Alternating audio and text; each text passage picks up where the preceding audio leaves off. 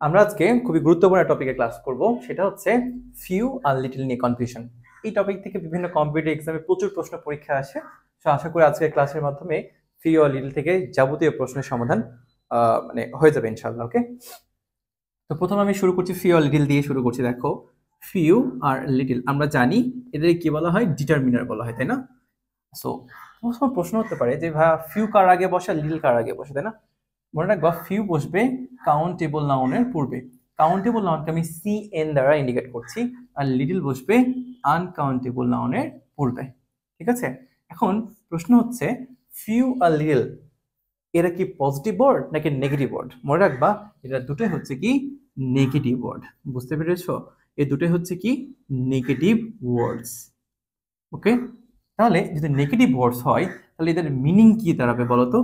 এদের মিনিং, ফিওলিলের মানে কি জানা আছে? ফিওলিলের মানে হচ্ছে নেই বললেই চলে। এর মানে হচ্ছে কি নেই বললেই চলে, নেই বললেই চলে।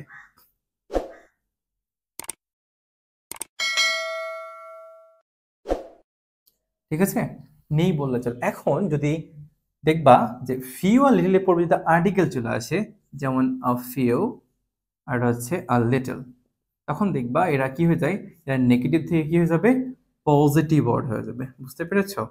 পজিটিভ ওয়ার্ডস হয়ে যাবে। হ্যাঁ, এবং এদের অর্থ দাঁড়াবে কি জানো, অল্প পরিমাণে আছে। কি দাঁড়াবে অর্থ? অল্প পরিমাণে আছে। বুঝতে পেরেছো? তাহলে আমি যদি বলি যে I have few friends, I have few friends, I have few friends, তাহলে এর মানে কি দাঁড়াবে বলতো? আমার বন্ধু নেই বললেই চলে, তাই না? কি হবে? আমার বন্ধু নেই বললে চলে।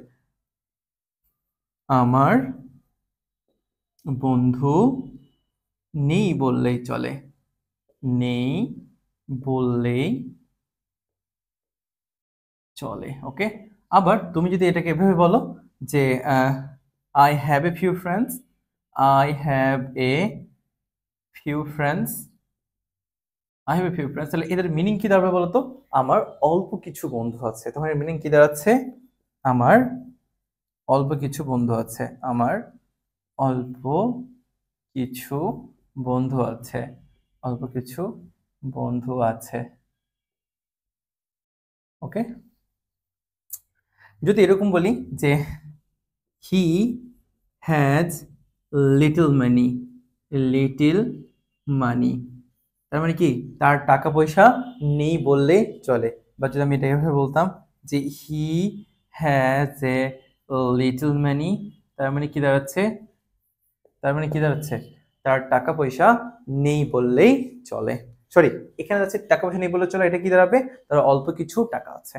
তাহলে এবার বুঝো, ফ্রেন্ডস যেহেতু কাউন্টেবল নাউন তাই এর আগে ফিউ, ফিউ বসছে। আর মানি যেহেতু আনকাউন্টেবল না, তাদের আগে আনলিটল বা লিটল বসছে। বুঝে গেছে? এই তথ্যটা আরো সুন্দর করে মনে রাখা যায়। দেখো, ছোটবেলায় আমরা একটা গল্প পড়েছিলাম না, মনে আছে? থার্স্টি ক্রো একটা গল্প পড়েছিলাম ছোটবেলায়। তো দেখা যাচ্ছে এই থার্স্টি ক্রোতে একটা কাক মারাত্মক তৃষ্ণার্ত ছিল না, অনেক তৃষ্ণার্ত ছিল। সে এত তৃষ্ণার্ত ছিল যে সে কোথাও এবং সে কোথাও পানিও পাচ্ছিল না।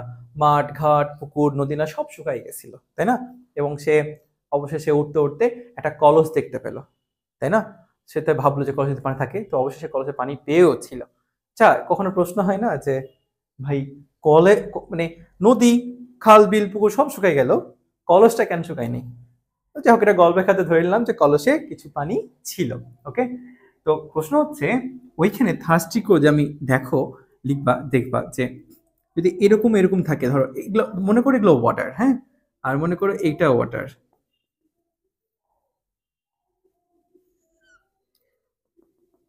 যদি এখন এই সেন্স অনুযায়ী প্রশ্ন করি যে কোনটা লিটল ওয়াটার আর কোনটা আ লিটল ওয়াটার বলো তো? অফকোর্স এটা লিটল ওয়াটার হবে, তাই না? কারণ এখানে পানি নেই বললেই চলে। আর এটা কি হবে? A little water. বুঝতে পেরেছ? এটা হবে কি এ লিটল ওয়াটার। এখন ব্যাপারটা হচ্ছে যে কাক যেহেতু দেখলো যে কলস অল্প পানি আছে, তাহলে সে দেখলো যে সে মুখ দিয়ে মাথা ঢুকে সে পানিটা পৌঁছাতে পারছে না, হচ্ছে কি করলো বুদ্ধি করে সে একটা করে পিবেলস ফেলতে লাগলো, পাথরের গুঁড়ি। তার কারণে কি পানিটা একটু হলেও উপরে রাইজ করেছিল, হ্যাঁ, যার কারণে সে মাথা ঢুকিয়ে পানিটা কি পানির কাছাকাছি পৌঁছছিল, তাই না? বাট তুমি দেখো তো এখানে যদি পিবেলস ফেলে তাহলে কি পানি উঠবে না পানিটা আরো নিচে নেমে যাবে? মানে একদম বুঝে যাবে কোনো পানি সে পাবে না, রাইট? সো এখানে ফেললে পানির পরিমাণ সে পেতে পারে। ওকে, এখন একদিন একটা ছেলে স্টোরি রাইটিংয়ে লিখেছে, there is little water in the jar. আমি ভাই কেটে দিয়েছি, অনেক মার্কস কাটছি। কারণ কি, ওই ছেলে বলো ভাই একটা এ দেয়নি তাই বলো কি আমার পুরো স্টোরি এরকম ভাবে অবস্থা, যা তা মার্কস দিয়েছেন? আমি বললাম দেখ, এই যে এ লিটিল ওয়াটার ছিলই বলে কাওয়াটা বেঁচেছিল, কিন্তু এ যদি লিটিল ওয়াটার দিস তাহলে কাক কি বাঁচবে না মরে যাবে? তাহলে একটা এর কারণে কাকটা বেঁচে ফিরেছিল। গল্পে তো কাক বাঁচে, কিন্তু ও এমনভাবে গল্পটা লিখছে যে কাকটা মরেই গেছে। এটা কি সম্ভব? এই লিটিল মানে ব্যাপারটা হচ্ছে, দেখো অনেকে বলে ভাই লিটিল ওয়াটার আর লিটিল ওয়াটার একটা এ ছুটতে পারে, কিন্তু একটা এ ছুটার কারণে কত বড় ক্ষতি হতে পারে বুঝো? একটা যদি এ ছুটে যায় তাহলে কি সে এই পানি খেতে পারবে? পারবে না।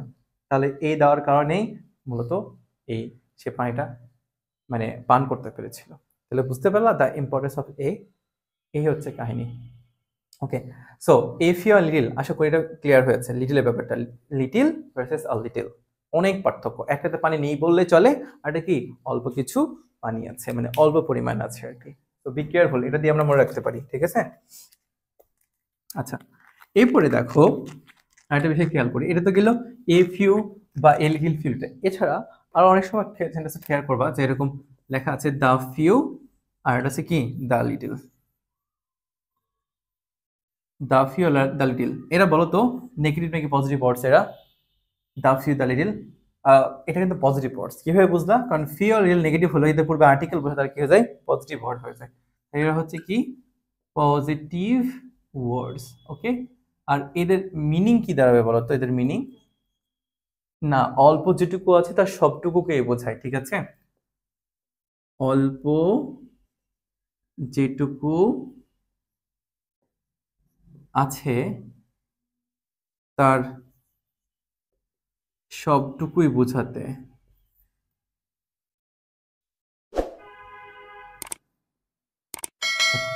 অল্প যেটুকু আছে তার সবটুকুই বোঝাতে আমরা দ্য ফিউ বা দ্য লিটল ব্যবহার করে থাকি। আমরা আমাদের প্রাত্যহিক জীবনে এই দ্য ফিউ দ্য লিটল অনেক ব্যবহার করে থাকি। যেমন বাসায় যখন আমরা খেতে বসি, দেখেছি আম্মু ভাত বেড়ে দিচ্ছে, ভাত দিতে সব ভাত শেষ হয়েছে, অল্প একটু আছে, তখন আমি বলি আম্মু give me the little one, মানে কি বাটিতে অল্প যেটুকু আছে আমাকে দিয়ে দাও। বা আমরা কোথাও ধরো বাজারে গিয়েছি, সবজি কিনতে গিয়ে তোমার খুব পছন্দের সবজি আছে, অল্প একটু আছে, বিক্রেতাকে তুমি বলো মামা give me the little one, তোমার কাছে অল্প যেটুকু আছে আমাকে সবটুকুই দিয়ে দাও। এমন মানে অর্থ প্রকাশ করতে আমরা আসলে কি করি?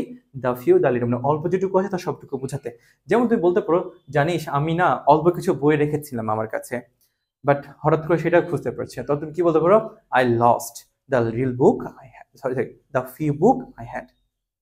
I lost the few books I had, মানে কি আমার কাছে অল্প যে কটা বই ছিল সে বইগুলো আমি হারাই ফেলছি।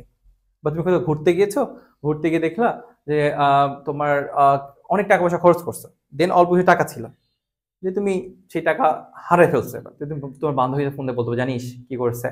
I lost the little money I had, না আমার কাছে অল্প যে কটা টাকা ছিল আমি সেটাও হারিয়ে ফেলছি। হ্যাঁ, তো এমন অর্থ প্রকাশ করতে আমরা কি করি? দ্য লিটল এবং দ্য ফিউ ব্যবহার করে থাকি। ওকে, আচ্ছা আরো আছে, দেখো কখন এরকম দেখেছো যে অনলি ফিউ বা অনলি, তুমি অনেক সময় দেখবা option only few only only little থাকে। এগুলো যদি থাকে তুমি ধরে নিবা এরা হচ্ছে গ্রামাটিক্যালি এরর। এরা হচ্ছে গ্রামাটিক্যালি কি এরর, বুঝছো? তো আসলে কি হয়, অনলি এ ফিউ আর একটা হয় কি only a little. Only a few আর কি হয় অনলি এ লিটল, বুঝছো? তার মানে কি এ ফিউ আর এ লিটল এর পূর্বে কি বসবে? অনলি বসবে। কিন্তু মানে ফিউ আর লিটল এর পূর্বে অনলি বসবে না। এর কারণ হচ্ছে কি জানো? ফিউ মানেও নিয়ে বললে চলে, লিটল মানে নিয়ে বললে চলে, তারপর তুমি আবার অনলি বসাইছো, রিডান্ডেন্সি হয়ে যায় ব্যাপারটা, ডাবল না না হয়ে যায় আর কি। বরং কি আছে এখানে আবার এ ফিউ আর এ লিটল এর পূর্বে তুমি অনলি লাগাতে পারবা, ঠিক আছে? ওকে, স্যার আমরা কি শিখলাম? যে অনলি ফিউ অনলি লিটলের মাঝে অবশ্যই কি লাগবে? একটা আর্টিকেল লাগবে। অথবা তুমি এভাবে বুঝতে পারো যে ফিউ আর লিটলের পূর্বে আর্টিকেল বসে, সরি লিটল বসে না, কিন্তু এ ফিউ আর লিটলের পূর্বে আর্টিকেল বসে। বুঝে গেছে? এই হচ্ছে এ ফিউ আর লিটল মানে নিয়ে মোটামুটি ডিটেল একটা ক্লাস হলো। হ্যাঁ, সো দেখো তোমরা খুব ভালো করে একটা একটা করে বোঝো। এটা বুঝবা, দেন এটা বুঝবা, দেন এটা বুঝবা, দেন হচ্ছে এটা, দেন এটা। হ্যাঁ, হোপ ইউ ক্লিয়ার অন হচ্ছে few little in detail. So that's all for today.